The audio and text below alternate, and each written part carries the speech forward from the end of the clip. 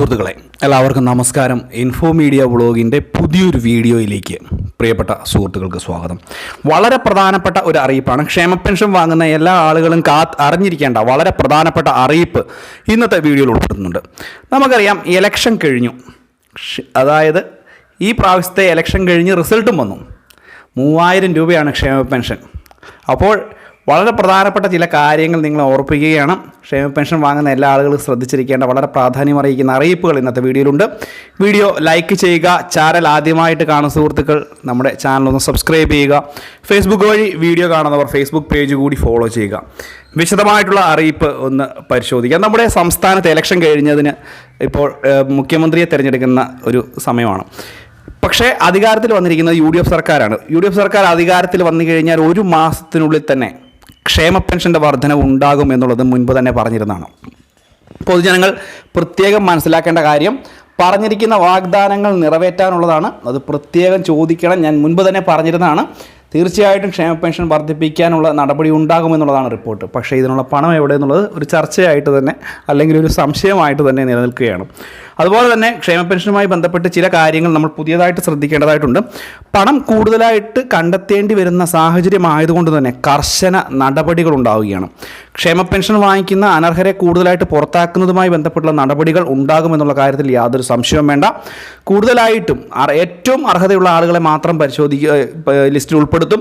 കൂടാതെ തന്നെ വരുമാന സർട്ടിഫിക്കറ്റ്, അതുപോലെ തന്നെ വിധവയാണ് എന്ന് തെളിയിക്കുന്ന സർട്ടിഫിക്കറ്റ്, പുനർവിവാഹം കഴിച്ചിട്ടില്ല എന്ന് തെളിയിക്കുന്ന സർട്ടിഫിക്കറ്റ് എല്ലാം തന്നെ, അല്ലെങ്കിൽ വിവാഹം കഴിച്ചിട്ടില്ല അവിവാഹിതയാണ് എന്ന് തെളിയിക്കുന്ന സർട്ടിഫിക്കറ്റുകളെല്ലാം തന്നെ ഇനി ഹാജരാക്കേണ്ട സമയമാണ്.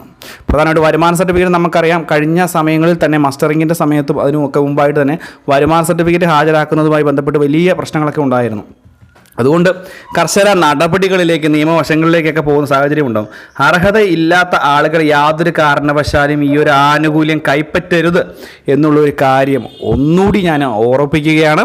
കാരണം കർശനമായിട്ടുള്ള നടപടികളാണ്. വലിയ സാമ്പത്തിക പ്രശ്നങ്ങളിലൂടെ കടന്നു പോകുമ്പോൾ ഇത് വലിയ ഒരു തുക വർധനവ് 3000 രൂപയൊക്കെ എത്തുമ്പോൾ വളരെ പ്രധാനപ്പെട്ട ഒരു കാര്യം ആയി തന്നെ മാറുകയാണ് അർഹത.